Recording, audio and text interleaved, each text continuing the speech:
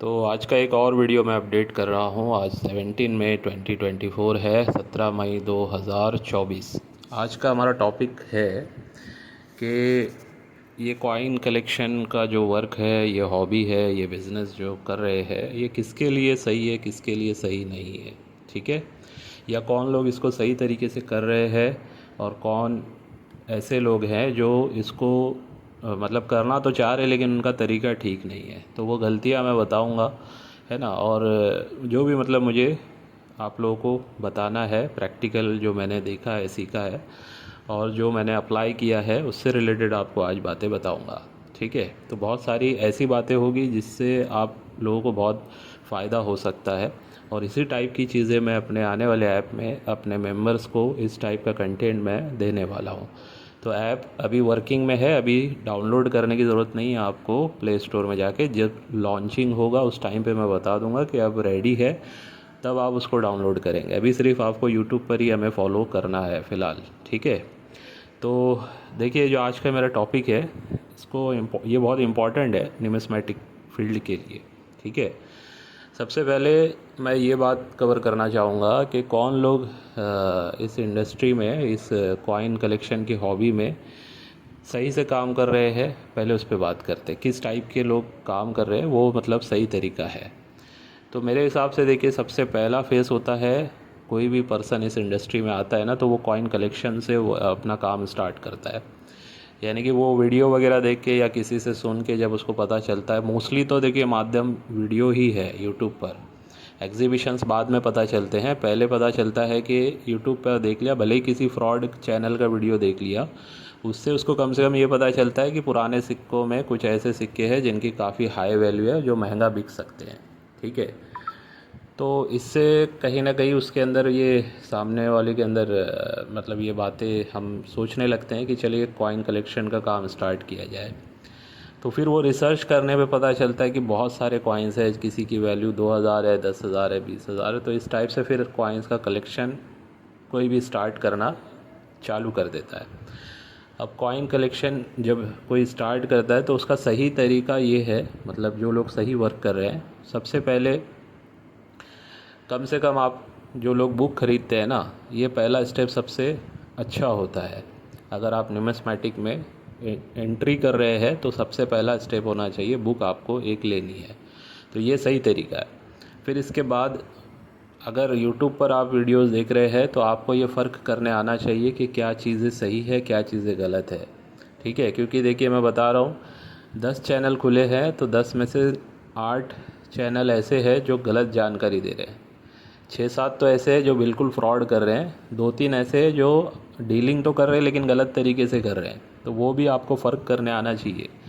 ठीक है, और उसके बाद 1 या 2 चैनल ऐसे हैं जो प्रॉपर गाइडलाइंस के साथ आपको वीडियो भी मतलब जानकारी भी दे रहे हैं, और आपके साथ बाइंग सेलिंग करना है तो वो जानकारी भी, वो सर्विस भी प्रोवाइड कर रहे हैं। ठीक है, तो ऐसे कौन लोग हैं ये आपको ढूंढना पड़ेगा, और ये सारी चीज़ें समझने के लिए आपको 2-3 महीना, 4 महीना लग सकता है। अगर आप बहुत लकी है तो हो सकता है आप डायरेक्टली 1-8 महीने के अंदर ही वहाँ तक पहुँच जाएंगे। लेकिन ये तरीके से अगर आप जा रहे हैं तो ये आपका सही तरीका है। फिर सोशल मीडिया पे बहुत सारे ऑप्शन है, फेसबुक ग्रुप्स भी होते हैं वगैरह वगैरह, तो कुछ लोग वहाँ पे भी जाके सही सोर्स तक पहुँच जाते हैं। लेकिन वहाँ पे बहुत सारे ग्रुप्स है जो फ्रॉड के तरीके से वर्क होता है, बहुत सारे बायर सेलर है जो लोगों के साथ फ्रॉड कर देते हैं। तो इन सारी चीज़ों को ध्यान रखते हुए जो लोग आगे बढ़ते हैं कि भाई इसमें मतलब बच के भी चलना है, बहुत सारा फ्रॉड हो जाता है, तो वो लोग जो सावधानी के साथ आगे बढ़ते हैं वो सही तरीका है। ठीक है, चाहे आप कॉइन्स में कर रहे हो या कोई भी फील्ड में कर रहे हो, लेकिन अगर आप थोड़े से अलर्ट होके काम कर रहे हैं, आगे बढ़ रहे हैं, तो आपको वो चीज़ फ़ायदा देगी। तो इस टाइप से जो लोग आगे बढ़ रहे हैं, जो लोग सीख भी रहे हैं, बुक्स लेके जानकारी जुटा रहे हैं और साथ में कलेक्शन करते जा रहे हैं, तो ये मेरे हिसाब से पहला बेसिक तरीका है जो आपको सही न्यूमिस्मेटिस्ट बनाने में हेल्प करेगा। ठीक है, अब देखिए इसी में मैं कहूँगा जो लोग गलत करते हैं वो क्या क्या गलतियाँ करते हैं वो बता रहा हूँ। सबसे पहले तो बहुत महंगे कॉइन्स की वीडियो देख लेते हैं। ठीक है, कोई भी ऐसा सिक्का जिसकी कोई ख़ास वैल्यू नहीं है, कोई ऐसी नोट जिसकी कोई ख़ास वैल्यू नहीं है, उसका वीडियो देख लिया, इन्फ्लुएंस हो गए, उन्हें लगा कि ये 10 लाख 20 लाख 50 लाख 5-10 लाख या जो भी 50,000 1 लाख रुपया मिल सकता है इनको, तो वो वीडियो देख के तुरंत कॉल किया, बात की, बोला कि मेरे पास ये सिक्का है, बेचना है, और वहाँ पे वो फंस जाते हैं। क्योंकि सामने वाला तो ख़रीदार होता नहीं है, उसका मकसद सिर्फ इतना होता है कि सामने मुझे कोई कॉल करे, फिर मैं उसको बताऊं कि हम आपसे ख़रीदेंगे, लेकिन उसके लिए आपको कुछ अमाउंट पहले जमा कराना पड़ेगा, रजिस्ट्रेशन के नाम पे, टैक्स के नाम पे, XYZ कुछ भी रीज़न दे के, RBI की सर्टिफिकेट बनानी है उस वजह से, या कंपनी में रजिस्ट्रेशन कराना है इस वजह से, बता के आप लोगों से वो लोग पैसा लूटना स्टार्ट कर देते हैं। ठीक है, तो उसमें किसी का 2-4 हज़ार ही चला जाता है तो किसी किसी का लाखों रुपया भी उसमें चला जाता है। तो जो लोग इस टाइप से इन्फ्लुएंस हो जाते हैं, ये ऑनलाइन में हुआ यूट्यूब पे देख के, अब ऑफ़लाइन में भी ऐसे बहुत सारे लोग हैं जो आपको बोलेंगे यार पुरानी कुछ ऐसे सिक्के हैं, इंदिरा गांधी का सिक्का है या पर्टिकुलर कोई इस टाइप की नोट है जिसका लाखों रुपया करोड़ों रुपया मिलता है। हिरन वाली नोट के बारे में बोलेंगे आपको, ठीक है, कबूतर वाले जो अपने मोर वाले सॉरी जो नोट्स होते हैं 10 रुपये के, उसके बारे में बोलेंगे। तो वो जितने नोट्स मतलब ओरिजिनल में जितने कबूतर है उस पर 3 वाले बने हैं, ठीक है, सॉरी पीजन मैं बोल रहा हूँ बार बार, एक्चुअली मोर है उसके पर 3 मोर बने हुए, वो ओरिजिनल होती है, लेकिन वो 4 मोर की डिमांड कर देंगे, या हिरन में 4 की जगह 6 हिरन की डिमांड कर देंगे। ठीक है, अब आपको नॉर्मली 4 वाली मिलेगी, 6 वाली नहीं मिलेगी, लेकिन 6 वाली का डुप्लीकेट अवेलेबल है मार्केट में। और उसके अलावा मोर में भी 4-5 मोर वाला डुप्लीकेट अवेलेबल होता है, दिखने में लगभग वैसे ही रहेगा लेकिन डुप्लीकेट होता है। अब वो ऑफलाइन वाले पहले तो देखते हैं ये बंदा कितना इंटरेस्ट ले रहा है। जब आप इंटरेस्ट दिखाते हो, ढूंढने की कोशिश स्टार्ट करते हो, तो आपको फिर वही लोग आपके नंबर पे किसी और के नंबर से फ़ोटो वगैरह भिजवाना स्टार्ट करेंगे कि मेरे पास ये नोट है, मेरे पास ये सिक्का है। फिर आप क्या करोगे, वही पर्सन को बोलोगे यार देखिए किसी के पास ये है, ये ओरिजिनल है या नहीं, देखिए बताइए। तो वो क्या बोलेगा आपको, हाँ ये है तो सही, लेकिन अभी लेके आएंगे तो अपने को पता चलेगा कि ये बिकेगा नहीं बिकेगा। दिख तो रहा है परफेक्ट है, सही है, या हो सकता है वो ये बोल दे कि हाँ परफेक्ट है, आप अगर ये लाते तो ये बिक जाएगा।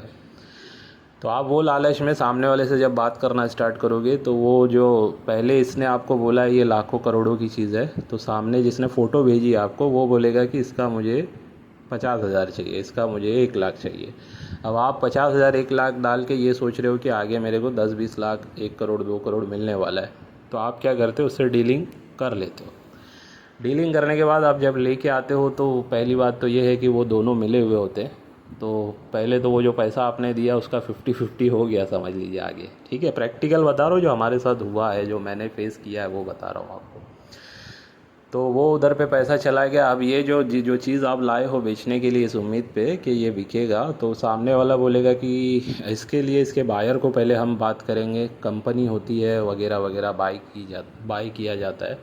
फिर कंपनी का कोई आदमी बन के आएगा जो आपसे और डिमांड करेगा कि भाई हमारी कंपनी में रजिस्ट्रेशन का इतना पैसा लगता है, या वो ये बोलेगा मेरा आने का ये चार्जेस है, ठीक है, मैं फ़्लाइट से आने वाला हूँ, फला जगह से आने वाला हूँ। होता वो आपके आसपास के एरिया का पर्सन ही है, लेकिन वो ये बोलता है कि मैं फ़्लाइट से आऊँगा, 10,000 20,000 50,000 जो भी खर्चा वो बताएगा, 2-4 दिन रुकने का, फिर वो आपको अरेंज करना है। तो वो भी अरेंजमेंट आप खुद ही करोगे, क्योंकि आपकी चीज़ है, अब आपको बेचना है, अब आपका बायर आ रहा है सामने से। अब वो आने के बाद आपको सीधा सीधा रिजेक्ट कर देगा आपकी चीज़ को, वो बोलेगा ये प्रॉपर नहीं है, डुप्लीकेट है, ठीक है, इसमें ये कमी है। हाँ, लेकिन अगर ओरिजिनल होता तो मैं आपको अभी के अभी 5 लाख 10 लाख 20 लाख रुपया दे देता जगह पे।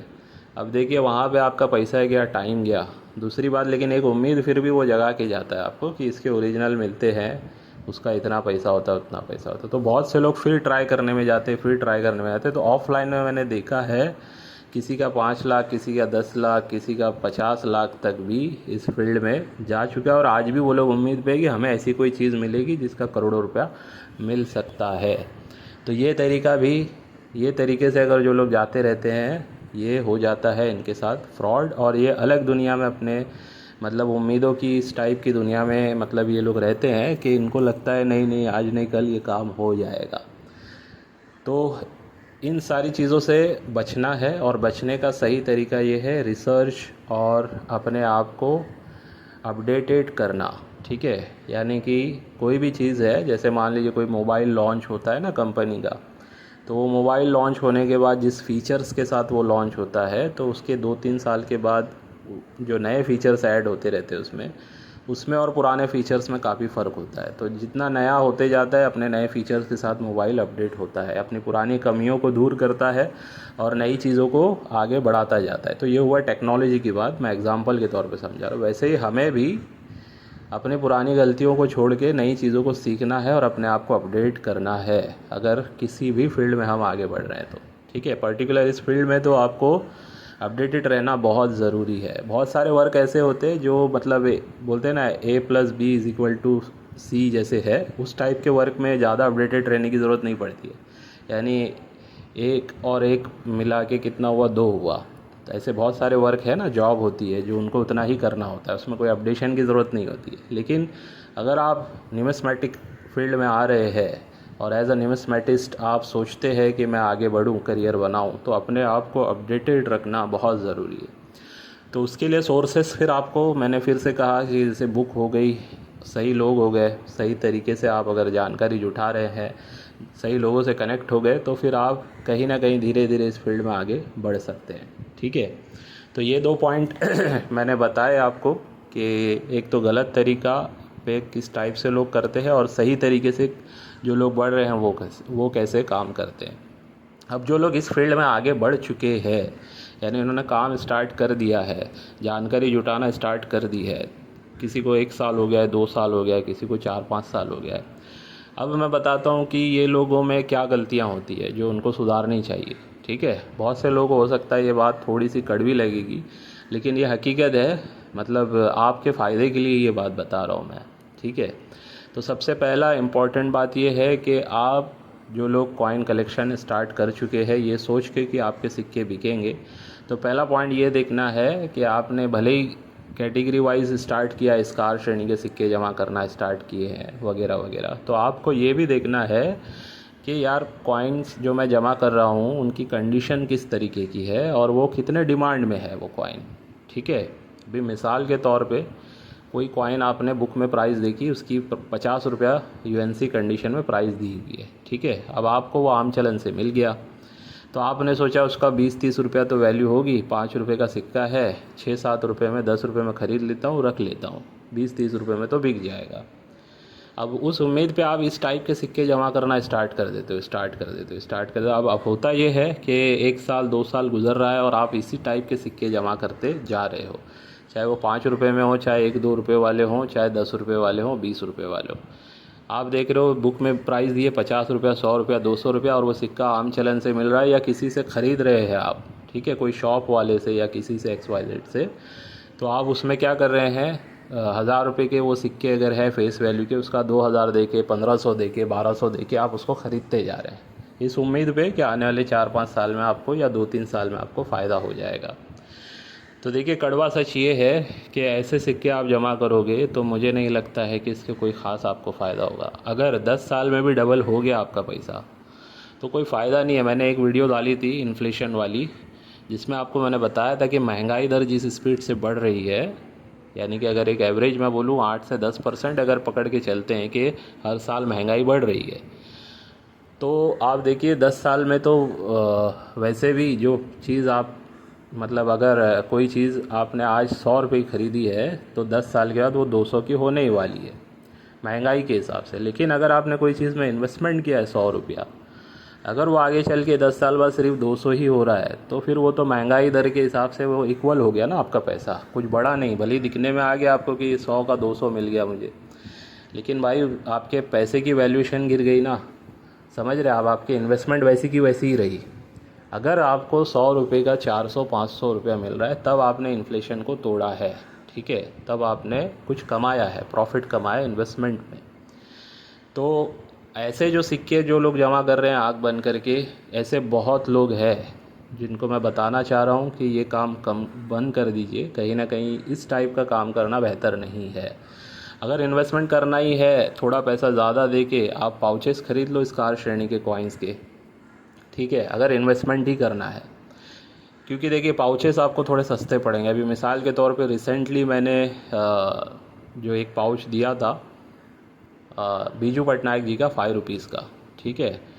अब उस पाउच को मैंने बेस्ट कंडीशन वाले पाउच मैंने 3200 में बताए, और उसमें कुछ स्पॉट लगा हुआ आता है मिंट की तरफ से, वो भी यूएनसी वाले होते हैं, वो 22 रुपये में बताया मैंने, ठीक है, 2200 रुपये में एक पाउच।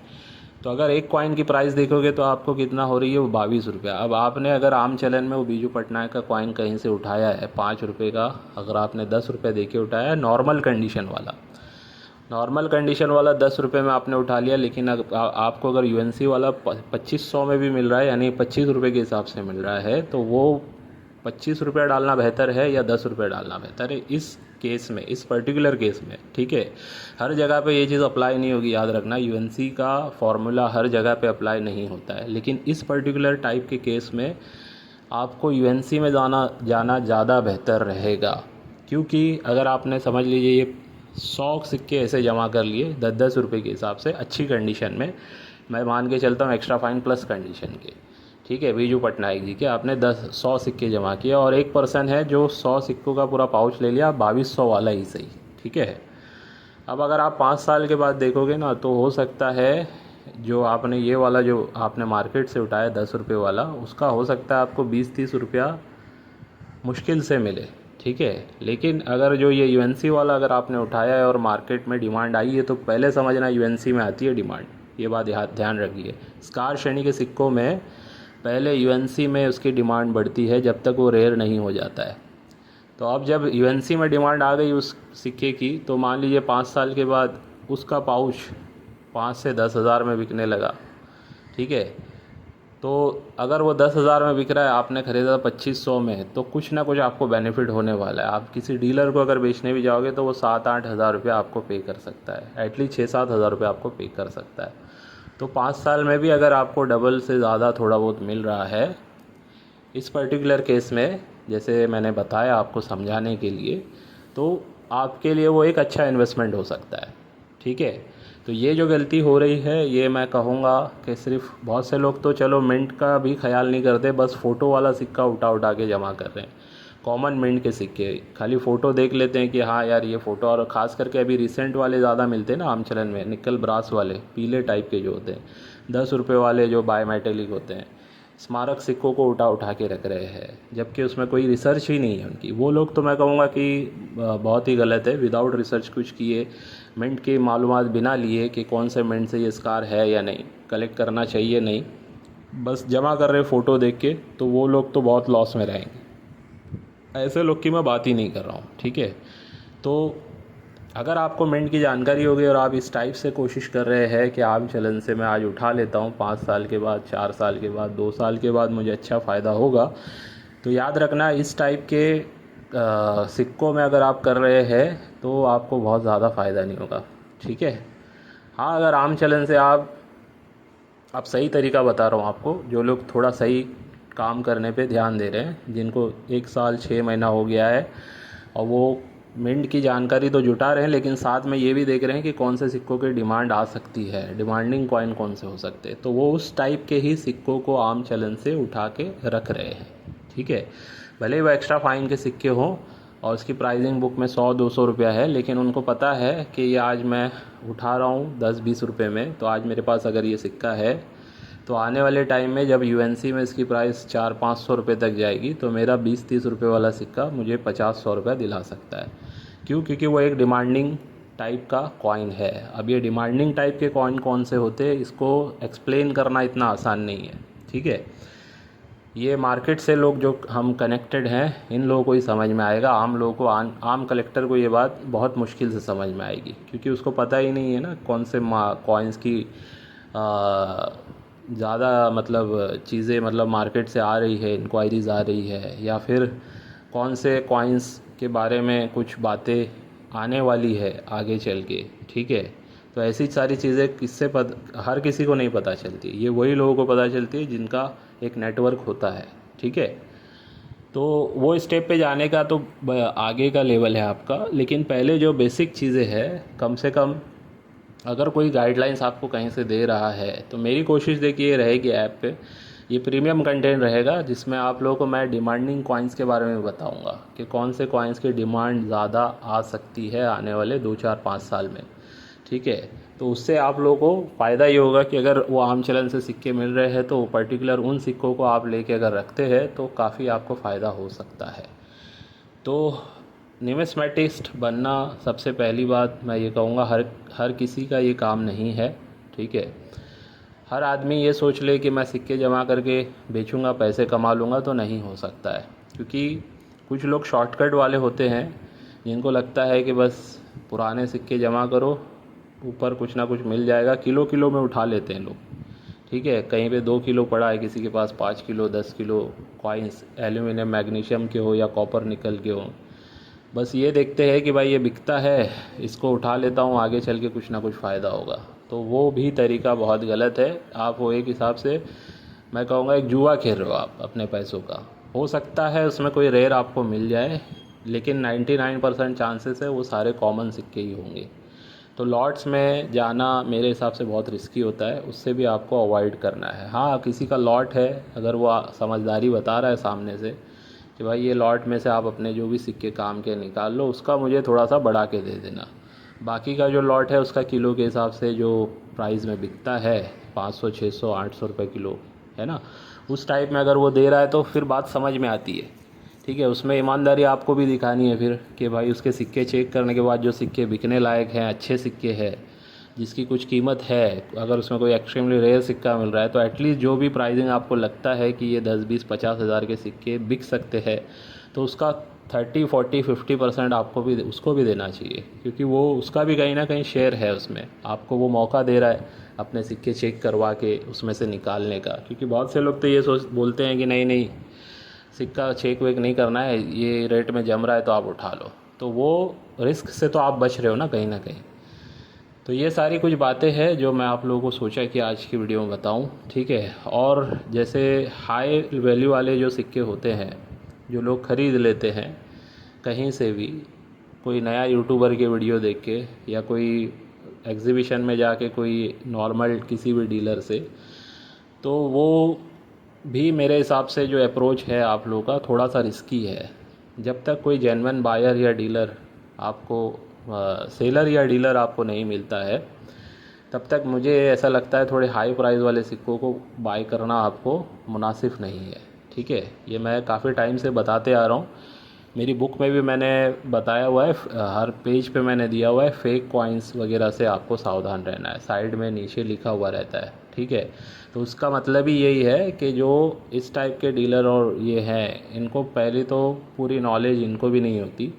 ठीक है, ये भी कहीं ना कहीं गलत सिक्का उठा लिए होते, इनको खुद नहीं पता होता है। तो जब ये रीसेल भी कर देंगे तो आप उनसे जब लोगे वापस, अगर आपको पता चल गया कि ये सही कॉइन नहीं है और उनको दोगे तो वो ख़रीदेंगे ही नहीं आपसे। ठीक है, तो ऐसे चीज़ों से बचना है। तो बहुत सारी चीज़ें हैं जो गलत है जिसको सुधारना है और हम लोगों को ही सुधारना है। हम ऐसी कम्युनिटी हमें बनानी है न्यूमिस्मेटिस्ट फील्ड की, खास करके ऑर्बिट से जुड़े हुए लोगों को मैं इस टाइप से आगे बढ़ाना चाहता हूँ जिनको हर बेसिक चीज़ें पूरी की पूरी पता होनी चाहिए। ठीक है, कहीं पे भी वो ये चीज़ों से मतलब उनको नॉलेज नहीं है, ऐसा नहीं होना चाहिए कि मिंट क्या होता है, कैसे कलेक्शन किया जाता है, कौन से सिक्के बिकते हैं कौन से नहीं बिकते, बेसिक आइडिया पूरा होना चाहिए। और ये जानकारी आपको अपने नेक्स्ट जनरेशन में डालनी है। आपके बच्चे 10 साल की एज तक अगर पहुंच जाते हैं तो मेरे हिसाब से तब से कम उन्हें आप लोगों को बताना स्टार्ट करना है। ठीक है, ताकि उनको आने वाले टाइम में अगर किसी को इंटरेस्ट हो या वो जमा भी करना स्टार्ट कर दें, तो अगर मान लीजिए आपका कोई बच्चा लड़का या लड़की है, वो 10 साल की एज में अगर कॉइन कलेक्शन पे भी ध्यान दे करके कुछ सिक्के जमा करना स्टार्ट कर देते हैं वो बच्चे, और 4 5 साल तक अगर उन्होंने जमा किया है, तो जब तक वो एक एज में आ जाएंगे 20 25 साल की एज में, तब तक उनके कलेक्शन की वैल्यूएशन भी काफ़ी अच्छी खासी हो सकती है। तो वो उनको फ़ायदा भी करेगा और कहीं ना कहीं सही हॉबी में ध्यान दिया है उन्होंने, तो आगे चल के एज अ करियर भी आप वो लोग उसमें जा सकते हैं। ठीक है, तो ये कुछ बातें थी, मैंने सोचा आप लोगों को बता दूं। मेरी कोई भी बातें रिटर्न में नहीं होती है, मुझे जो नॉलेज होती है मैं बोलता चला जाता हूँ। आप लोग, बहुत सारे लोगों को लगता होगा शायद कहीं से पढ़ के या किसी का सुन के हम बता रहे हैं, तो ऐसा कुछ भी नहीं है। जो चीज़ें मुझे पता है मैं बस वही बताता हूँ। ठीक है, तो चलिए आज के वीडियो को बस यहीं पे एंड करता हूँ, इस उम्मीद से कि आज की वीडियो से भी आपको कुछ ना कुछ सीखने समझने मिला होगा। चलिए बाय।